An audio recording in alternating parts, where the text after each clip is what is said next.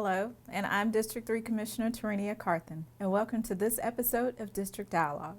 Today, I will be discussing the importance of African American art and how it shapes our history and how it is included in Douglas County with an award-winning actor and filmmaker with over 30 years of experience in the entertainment industry. I am honored to have in the studio actor, director, producer, writer, Terrence Rosemore. Thank you for coming out. Thank you for accepting the invite. Absolutely, and I'm proud and happy to be here. Oh God. Well, when I met you, which was what, a month ago? Yeah, Almost a month. Almost yeah. a month ago. Right. You were sitting in a cafe in downtown Douglasville. Writing. Yes, working. And one of the owners said, "Hey, have you met Terrence?" And I said, "No, who is Terrence?" And he says, "That's the guy at the table working."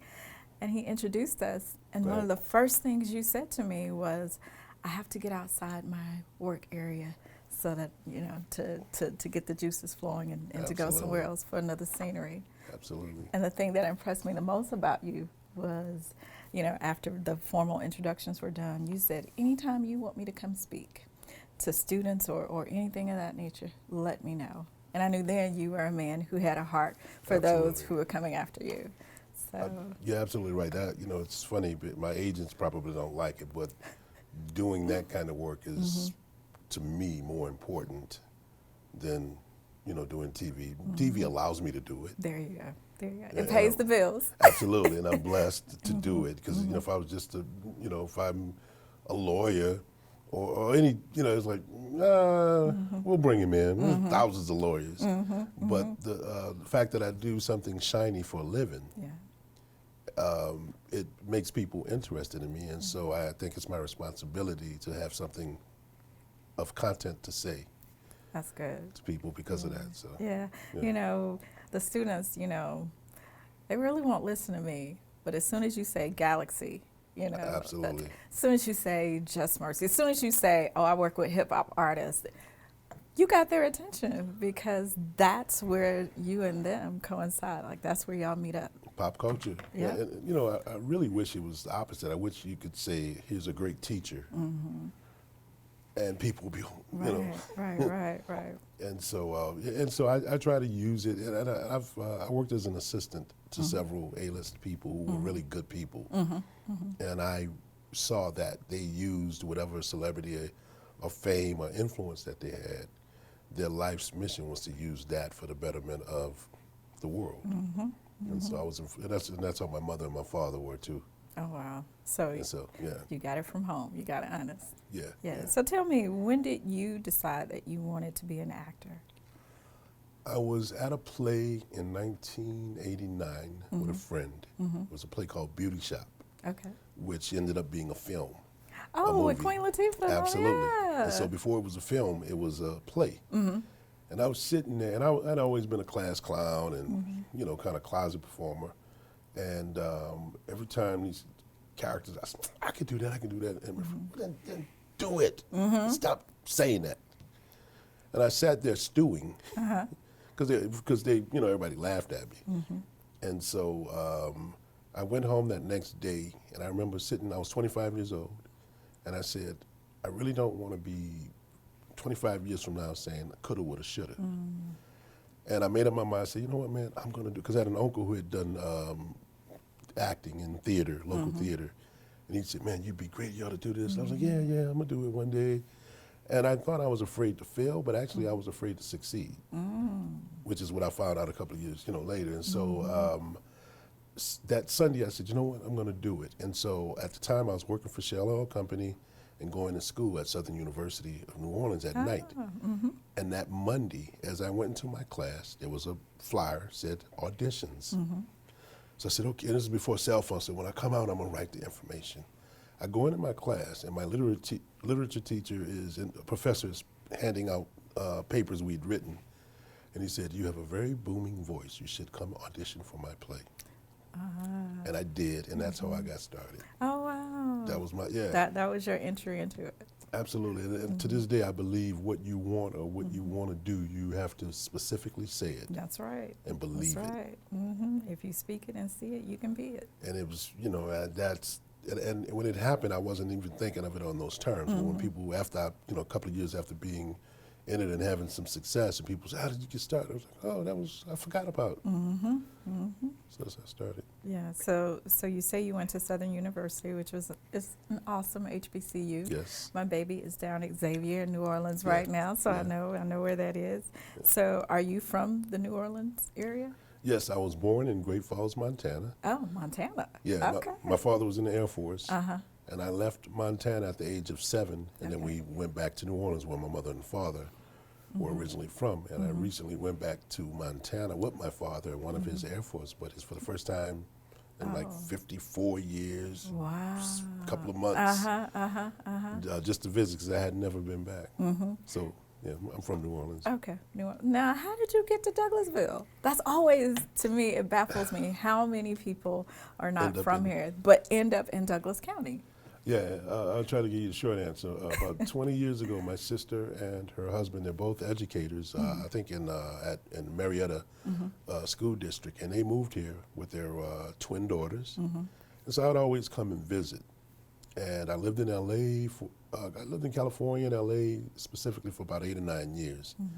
I moved back to New Orleans where my son went to college and started playing rugby for LSU. And then even though when I moved to LA, half the time was spent in Louisiana because they had the tax credits. So I was like, I may as well move back to Louisiana. So I did. And I was actually going to buy a property in Louisiana, but then they started having floods in places that had never flooded before. Right. And so I was always coming back and forth to see my sister. And then my father moved to Powder Springs. Oh, And he right up was, the road. yeah. So he was having some health issues, which he's fine now. And so I was like, you know what, man, I got an agent in Atlanta, and I started working here. So I started working more in Atlanta than I was in New Orleans. And so I was like, you know what, I can work in both places, and I want to buy property. I want a rural spread. Right. And I was familiar with Douglasville, and so it's a small town, really nice people, great values, kind of stuff I grew up with in New Orleans, and so that's what got me here. I think, to me, the gem about Douglas County and the city of Douglasville is that we are close enough to the city that if you want to be urban, you can. Yep, But we're rural enough that if you want to shut your door and not hear anybody, absolutely. you can do that as well. Absolutely. So Douglas County has the best, to me, of both worlds. That's why I'm really proud to Right. live here and to say I represent the county. So tell me, what was your big break in getting into the industry? Man, that's a good question, because it's an ongoing process. Somebody asked me that yesterday. I gave them like 3 different answers. Because I know you've worked with, hip hop artists. I know you've worked with people all over. But to you, what was the point that let you know what, I can do this full time? Because being an entertainment industry, it's not like having a 9-to-5 job, right? Yeah, it's challenging. It is challenging because you're going after roles. You're trying to make sure that you're relevant and that you keep up with what's going on. Right. So at what point did you say, okay, I've made it. Okay, what's next? How do I give back? Where do I go? And I think more than one specific project, it was kind of like I started in '89. I started doing plays, started doing movies and stuff and commercials. And then I tell you what, one of the things I remembered people writing scripts about me and from New Orleans who weren't from New Orleans. And I thought that I could do just as good as this or better. Right. And so instead of just being an actor, I wanted to be a producer, and I wanted to be a writer, and I wanted to also encourage other people who traditionally weren't in those In those positions. spaces. And so I think about maybe 3 or 4 years in, I was like, yeah, this is cool, but I want ownership. Which is key. Absolutely, and it's you're the person who decides what the content is, and so. You're the one who gets to edit. You get final say. You get final say. You're the first one that get paid. One of the Uh-huh. first people to get paid, and I think it's important. My production company is called Out of Nowhere Films, and my mission statement is to significantly increase minority and female participation in all aspects of the industry. And my answer to someone yesterday was I directed my first film 2 years ago. And it was we shot half of it in New Orleans and half of it in Nigeria. Oh. And as I was going through pictures, putting together our little packet for promotional, I saw a picture of how diverse. My crew was 85% female, Yes. 75% African American female, Wow. and it was very female dominated. And I started crying because I remembered when I was living in LA, I was working on a TV show. We had all these females who were grips in electric, which is traditionally men. And it just so happened like we had one female, but then two guys couldn't make it, so she called her friends to take their place. And I actually took a picture of it and put it on Facebook. And I was like, I've been in the game 30 years. I've never seen 3 female gripping electric. Wow. And so I remember that night, and I've kept a journal since 1994. So when I always thought of, I'm about to get emotional now, when I always thought about my first producing or directing feature, I didn't think I want an Oscar or I want Denzel to be a lead. I always thought I want a rainbow-looking crew. That's amazing. Because to me, the beauty of anything, it's even to me of this county, is the diversity. Right. It's right. all of the cultures that come together to make it great. And to me, that's what adds the spice and the flavor, right? absolutely Because right. we have so many different cultures, right? And when they come together, that's where the creativity comes in. To me, that's where the fun comes in, you know. So talk a little bit about the feature film from New Orleans to Nigeria. I saw a little bit of it, and I was like, okay, this is cool, because you know you have Yes. that opposite spectrum. Absolutely. Usually, now I do have a daughter. I have 4 girls, Okay. but one of them is married, and we always have this running joke of you just can't bring anybody to join the family. We all look, all of us have to agree. You have to And vet him. there you go. We all have Right. to agree. If he don't get through one of us, he's a no-go, right? Right. So when Absolutely. I saw you know tidbits of it, I thought, okay, this is real stuff right here. Like this is how families. Exactly. I was in New Orleans and I was teaching at an acting school, and I met a gentleman who was one of my students, and he was the executive producer of this film. So at the beginning of every class, I asked everybody to stand up, tell me a little bit about themselves. So he said, you know, I'm not really an actor, but I want to take acting classes so I can understand what my actors go through because I'm a producer. I said, that's very good. smart. It was. And so he told me what he produced, and all the films at that point he had produced were in Nigeria. So I said, hey man, he said, so I said, what's, you know, he said, in the future, I would ask everybody, what's your ultimate goal? And he said, I want to direct a film that collaborates American and Nigerian filmmakers. So I said, you and I are going to do that. You spoke it into existence. I spoke it, yeah. And so again, I'm just saying it, you know, I got 30 people, so I'm just kind of interacting with them. So a year and a half later, he comes to me, and he wasn't no longer my student, but he says, I have an idea and I want you to direct it. And so I was like, all right, let me read this. And someone else wrote the script, a young lady who had never written a script before. And I was really busy because I was about to edit a book that I had written. And so I was like, I'll read the script, and then, you know, if it's the first time write, it's probably not going to be good. And I'm going to say, hey, man, thanks, but no thanks. And I read it, and it was way better than I thought. So let me read it again. So I'm trying to look for a reason to say no. And I said, man, this is a great, you know, this is, and so we shot the movie, and it was in the middle of the movie when somebody asked how we met. And I said, oh, I totally forgot about it. Yeah, you're right. Wow. Yeah. So when you got it, it didn't even. No, man, because I register got a lot you. of stuff going on. And I was like, I don't have, you know, another gig to do, and we don't have a big budget. It's going to be a challenge. Right. And I'm moving. I was in the middle of moving Wow. here. So I moved here theoretically in the spring of 2018. So I basically moved my stuff, put it in storage, gave my family some stuff to hold, and then I went back to New Orleans for like 3 or 4 months to do this movie. Wow. And then once we wrapped, I came, and I think I stayed with my father for like a month, and then I got an apartment. And so, and then for the next year or half a year, I'd been editing the film and all that kind of stuff. So. It's amazing. I can't wait to see the whole thing because Thank you very much. it is. I won't give it away, but Okay. I'll just say yes. You know, when parents have an idea of who they want their child to marry, they don't want to give it up. Yeah. They don't want to give it up. But to see Absolutely. the cultures of the African American family in the U.S. and the African family Right. in Nigeria, Wow, Right, that right. that was amazing. I was like, okay, this is Mm. real. This is Yeah. real. So, Yeah, man, it's still a world. You know, it's a dream. 'Cause like I said, I literally got in 4:30 this morning from New Orleans doing some other stuff, oh wow, and so that's kind of how life can be for me sometimes. So sometimes when people ask me something, or I get time to think, I'm like, wow, that's that's pretty amazing. cool how that came together. Exactly, exactly. So now, one of the things that I keep hearing you reference to is giving people opportunities and giving people a chance, Absolutely.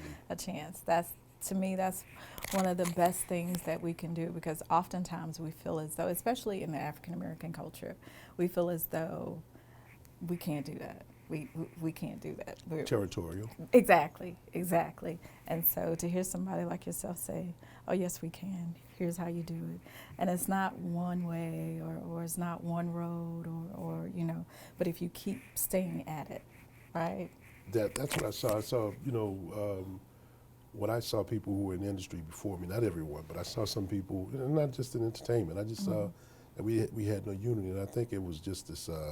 Everybody had different agendas, and I think what people would see was like, okay, you guys don't play well tonight, so I'm going to do this myself, and I'm going to be able to do what I want to. And I think I had that mentality too, and so I was blessed to have several people who were very influential, who did favors for me, and I would say, oh, thank you. So it's like, next time you see a fellow actor, a producer in Absolutely. need, you pay it forward. That's right. You pay it forward.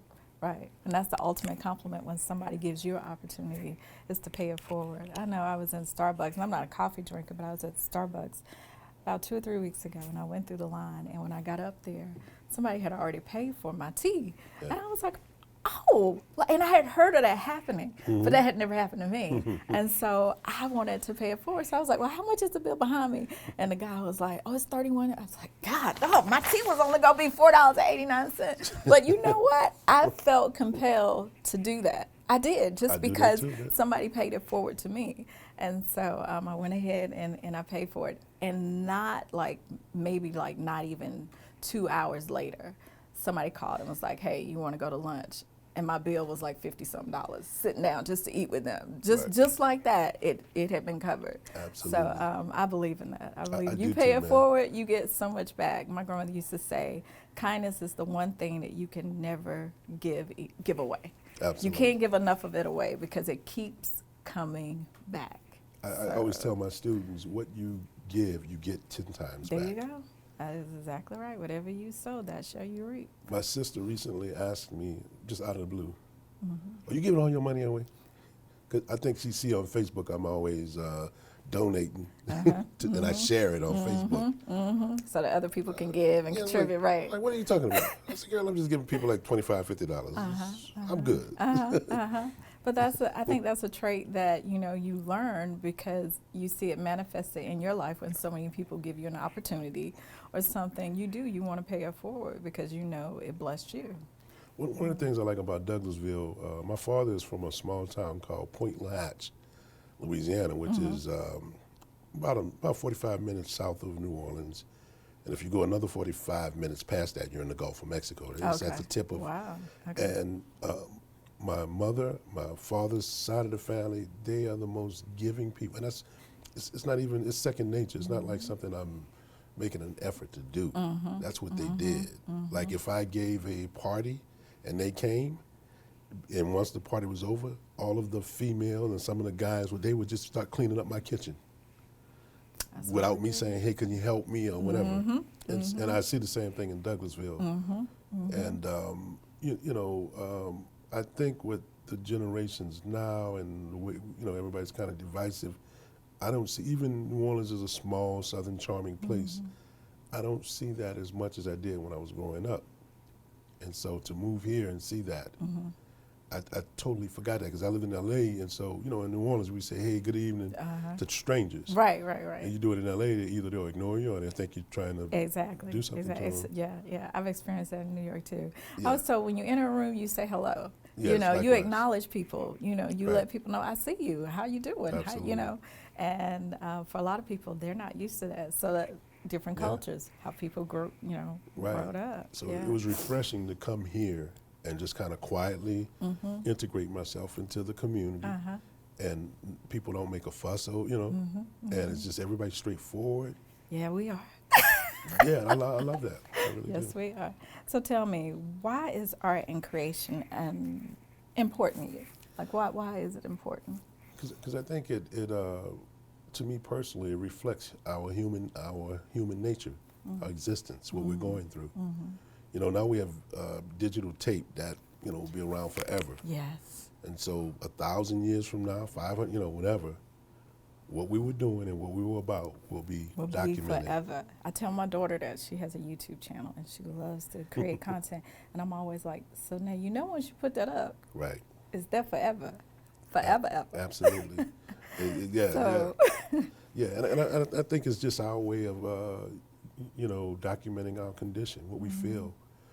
If you look at the 60s, the late 60s, and even the mid 60s, with the, everything from the civil rights to the generational revolution that was going on, going into the 70s, the music, the TV shows, the Yes. books that were written, yes. the Broadway shows that were written.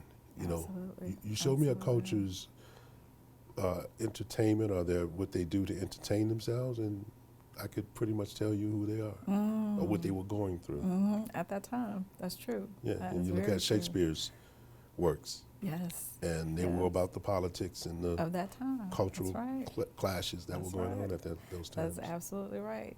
There are shows that, to me are synonymous with where we as African Americans have come from.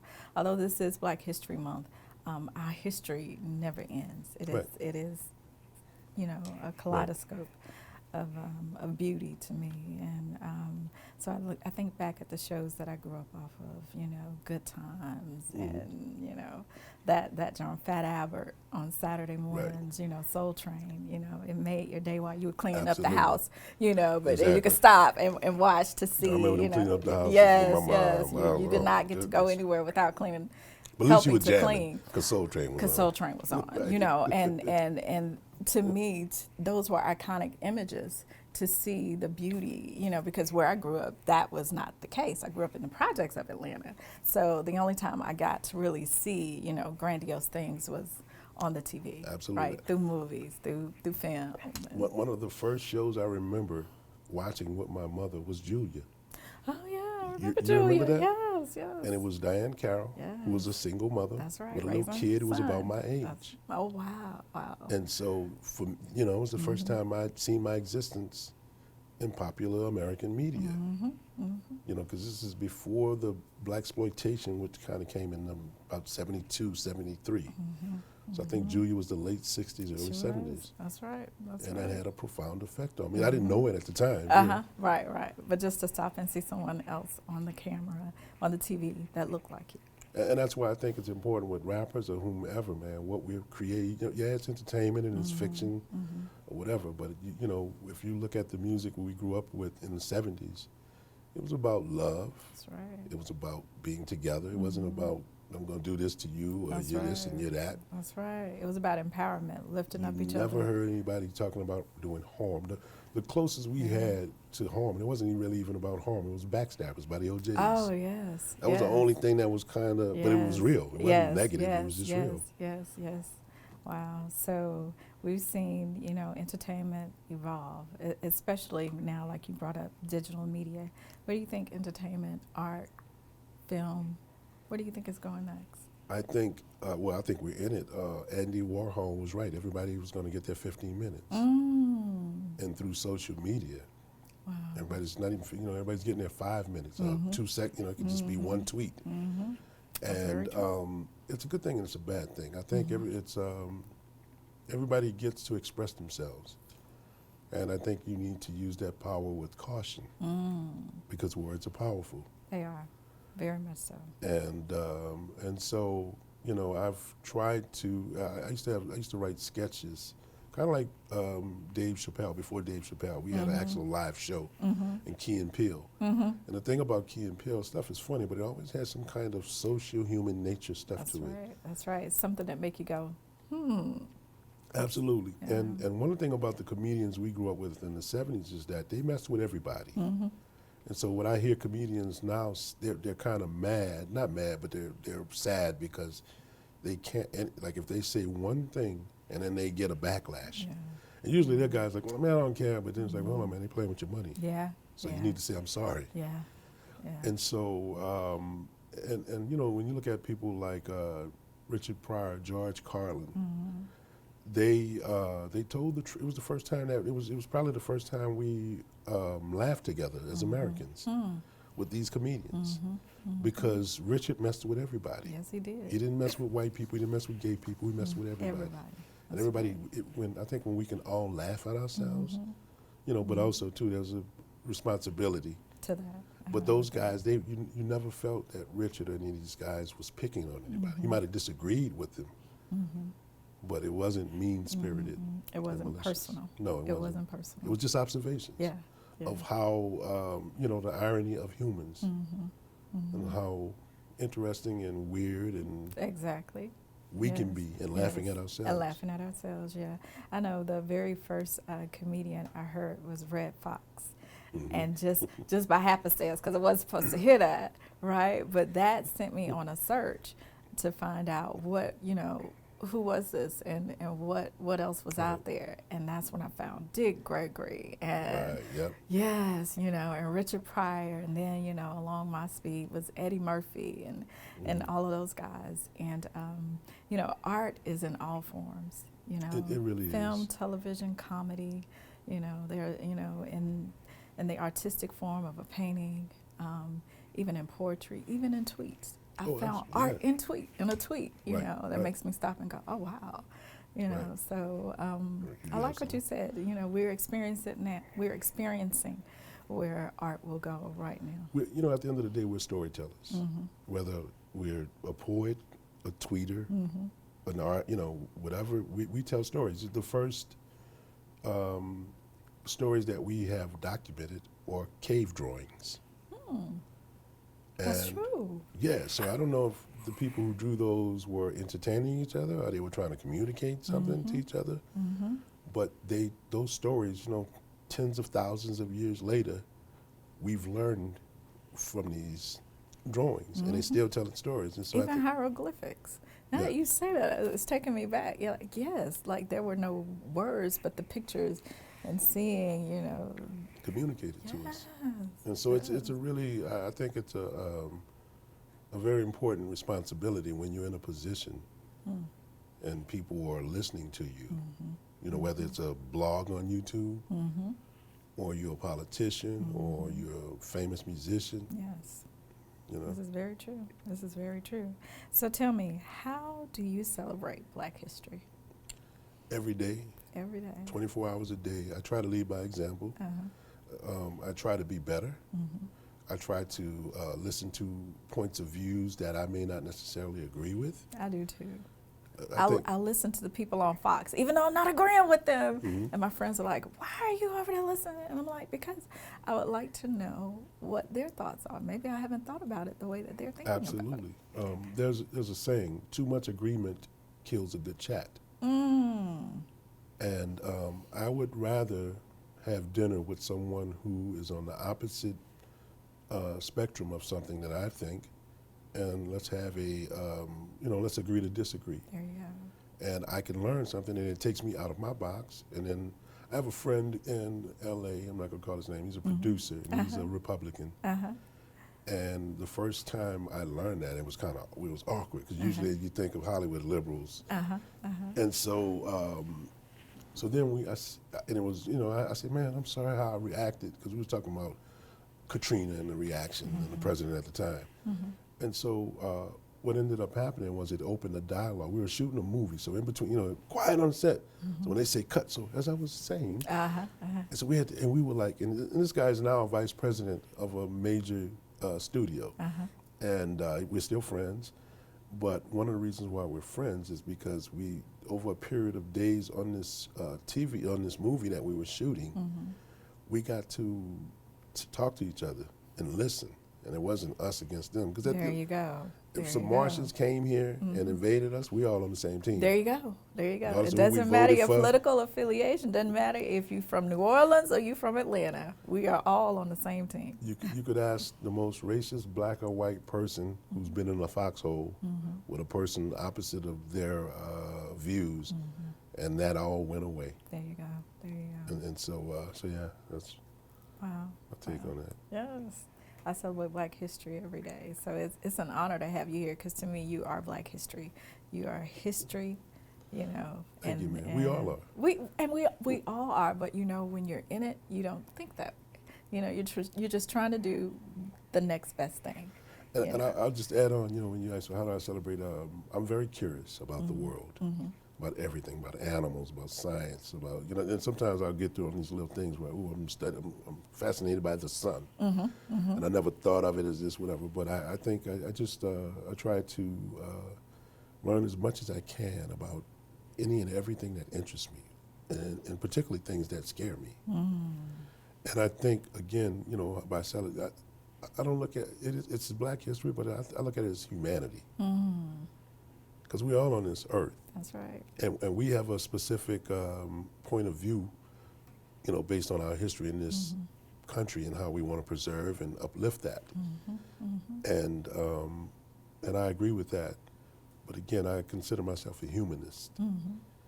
First and foremost. Yeah, and so we're a little part of that. And I'm, you know, that's the shoes that I walk in, and I'm constantly challenging myself to, you know, learn more about that. But I mean, the world is huge. It is. And once you get outside of, you know, your immediate surroundings, you become more curious. And I think you become, I think you also allow your guard to be down because you learn how to accept others that aren't exactly like you. And I think getting outside of your surroundings, outside your cousins, outside, you know, Right. your immediate family, Absolutely. you start to understand that and you evolve and you grow more. Absolutely. I think the best thing I could do, I remember when I was younger and they would show crimes committed by African Americans, I'd be embarrassed just watching the news as a kid. And one thing about my parents, I give them, they never were anti-white. They never put it in terms of black or white. They always put it as being a good human being. They never put color in it. That's right. And so they weren't that way. They were aware of what was going on. But I think it was kind of like, you know, if you see a car crash and you got your kids, you tell them, keep looking for it. Don't look back. And initially, when I learned some of the things that I did in history and even some of my personal experiences when I first got in corporate America, I was like, why y'all didn't tell me about this? And I think their thing was like, I'm not going to give you an excuse to be angry. There you go. And have a preconceived deal. Notion about. And particularly my father, he's still alive. He's a man of few words, but he leads by example without saying, hey, look, I'm more kind of like, hey, look what I'm doing. I'm working with kids, take a picture, you know, to brand myself as that kind of ambassador. But my father very quietly, you know, for most of his life, has just went about. He's a very unassuming person. If you walked in the room, you might not notice him, but he has done so much for so many people in a very, very quiet, very humble way. And so, yeah. And then, you know, people always talk about the irony of Black History Month being the shortest month.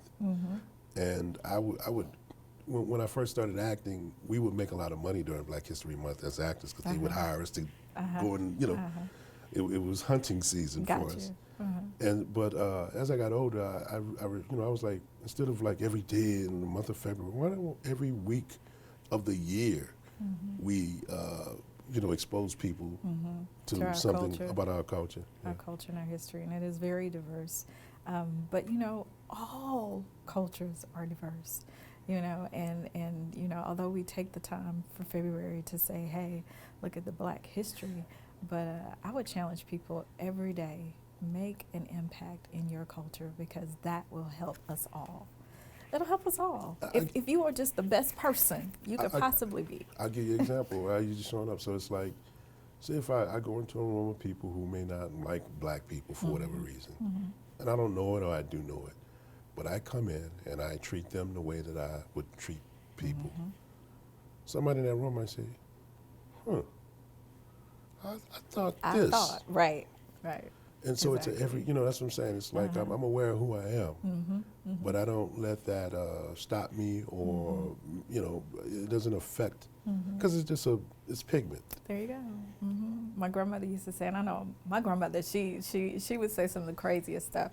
So, but one of the things she would always say is, everybody that's your skin ain't your kin, and everybody that ain't your skin could possibly be your friend. Yeah, that's So very true. treat everybody the way you want to be treated. I have to have her on this show one day, You because really do. I would yeah, like she came to my swearing in. She is a hoot. She's really a hoot. She's 92, and but she has such wisdom because she's grown up and gone through so much that Absolutely. that we're we're able to talk about experience and Is and see it full your circle. family from Georgia? My family is from Georgia. They were actually slaves and sharecroppers right here in Douglas County. Okay. Yeah. So, Yeah. but I grew up in Atlanta. They went off to Atlanta, and here I am, back here. So, for Black Right. History Month, I do feel a keen sense of that I am an answer to some of my ancestors' prayers. I do believe Yeah, that. I do absolutely. believe that. I really do. And so are you. I'll take that. Yes, Thank you. yes. Well, Terrence, I appreciate you so much for coming on Yes. and discussing, your impact, Yes. in art and history, and It's giving us. I'm smiling because I'm just happy to be here. It's a beautiful crew. Oh man, we're happy to have you. Douglas County has a lot of gems like yourself, right? And y'all are just under the radar.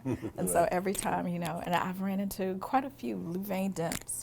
Oh my gosh, I went to visit her, and she has all these plaques on her wall from Motown and gold records and platinum records, and I'm like, you right here in Douglas County. Like, it is amazing to me. And then Lil Nas X the other day, he was trending because of his outfit, and I'm like, he's from Douglas County. Is he like, really? I He didn't know is. that. He is. He went to Lithia Springs High School. Okay, I didn't know that. Yeah, so that's what I'm saying. It's like, low key. Tyler Perry is out here. Like, He's from New Orleans. He's yeah. from New Orleans, but he's right Right. out here in Douglas County. So it's just, Absolutely. it's amazing to see, the talent that we have as African Americans all over. I love Georgia. Look, we, growing up a Saints fan, we had that That rivalry and all with that us, stuff. yes. But I love the diversity of Georgia. I love, look, you go to every culture, there's some ugliness and this and that and the other. Right. But even, I love New Orleans, but man, there's just something about the state, because New Orleans is New Orleans. It's like a foreign city in Louisiana. And whereas all of Georgia has their different little pockets of things, but there's just this really decency in general that I find about the people. And that's the beauty to me of Douglasville, the county itself. Yeah, it There's really is. decency. There really is decency. Absolutely. Respect and decency. I love living here. And I think I'm going to be here for a while, because I was trying to decide, I'm back and forth to LA, and so I was like, it's expensive. That's why I left there in the first place. Louisiana's flooding, is sinking. So I came, I've been here, off and on for about a year and a half. And I have not seen any red flags to say, oh no, I got to go to Florida, or I got to get out of here. Awesome. That's awesome. So- That's good to hear, because as a commissioner, as an elected official, we oftentimes get the not so nice letters. So it's good to hear when constituents will come up to me or say exactly what you said. I'm glad I'm here. This is good. It really Yes, is. yes. Perfect, like you said earlier, perfect blend of urban and, Urban and rural. yep, absolutely. Thank you so much. Thank you for Terrence. having me. All right, and you want to give people your information where they can find you? I'm on all social media. If you look up my name, Terrence Rosemore, it's usually T Rosemore 1 or T Rosemore Actor 1 or something like that. So Okay. if you just put in Terrence Rosemore, because I forget. Look, Twitter, I know, Instagram. right. Our generation is like, We social media. Facebook. There you go, Facebook, absolutely. Yeah. Well, again, thank Great. you, and enjoy your Black History Month. Thank you very much. All It was right. thanks again for your wonderful crew, and thank you for inviting me. All right, and until next time, it's been District Dialogue. I'm your Commissioner, Tarenia Carthen. you.